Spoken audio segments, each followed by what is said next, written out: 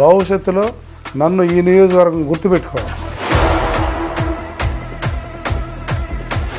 ఫలాని వాడి కాలం ముందు ఈ మంచి జరిగింది సంకల్పంతో ముందుకెళ్తున్నాను నేను.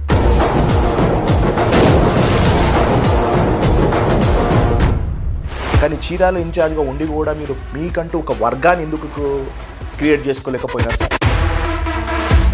అంటే ఒక వర్గాన్ని తయారు చేయడం, గొడవలు తయారు చేయించడం, ఇలాంటి సంస్కృతి నాకు మొదటి నుంచి కూడా లేదు. మీకంటూ స్పెషల్గా ఒక అభిమానులు అనుకోవచ్చు, లేకపోతే మీ ఫాలోవర్స్ అనుకోవచ్చు.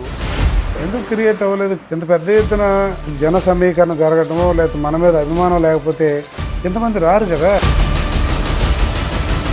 అంటే డబ్బులు ఇస్తే కూడా వస్తారేమో సార్?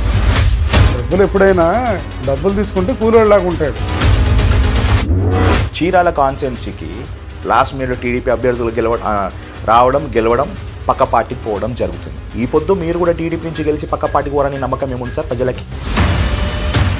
ఈ ఊర్లో ఏం జరిగిందంటే మొదటి నుంచి కూడా వచ్చినటువంటి ఎమ్మెల్యేలు ఎవరికాడు టీడీపీ వాళ్ళనే పట్టుకెళ్ళిపోయారు. నేను వచ్చే టైంకి అక్కడ టీడీపీ కేవలం కొద్ది మందితో మాత్రం మిగిలింది.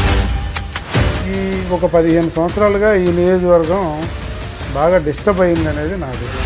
కేవలం సామాజిక పరంగా చూసుకుంటే చంద్రబాబు నాయుడు గారు మీకు ఇష్టం లేకుండా కూడా ఇక్కడ పంపించడం జరిగింది. నిజమే, దానికి అనేక కారణాలు ఉన్నాయి. సజ్జా హేమలత గారా సార్, మీరు పద్మశాలిని తిట్టారు, కులం వాళ్ళని తిట్టారని చెప్పేసి తప్పులేం జరగలేదే.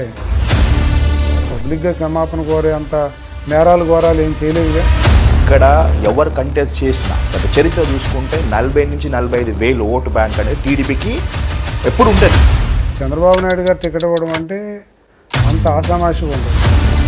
ఎవరో పడితే వాడికి ఇచ్చి చేతులు దొరుకుతునేది కాదు. ఆమంచి కృష్ణమోహన్ గారు కాంగ్రెస్ పార్టీ నుంచి కంటెస్ట్ చేస్తున్నారు, వైసీపీ నుంచి కరుణ వెంకటేష్ గారు. మీరు ఒక్కటి మాత్రం గుర్తుపెట్టుకోవాలి, ప్రజల్లో వాళ్ళిద్దరు అట్టర్ ఫెయిల్ అయ్యారు. ఆ ఇసుక అమ్ముకున్నారు, ఆ బియ్యం అమ్ముకున్నారు, ఇట్లాంటి చిల్లర పనులు చేసి చెడ్డపేరు తెచ్చుకున్నారు. ఆమంచి గారు పార్టీ మారుతూ వైసీపీ నుంచి మారుతూ ఓటు చీల్చేది వైఎస్ఆర్సీపీనే. లేదో కాంగ్రెస్ పార్టీకి ఓట్లు ఉన్నాయి అట్లా అని కాదు. కాంగ్రెస్ పార్టీలో తల్లి కాంగ్రెస్ పిల్ల కాంగ్రెస్ ఒకటే. హీరో నిఖిల్ వాళ్ళ మామ మీరు అవ్వచ్చు, వాడిని రాజకీయాల్లో లాక రావచ్చు.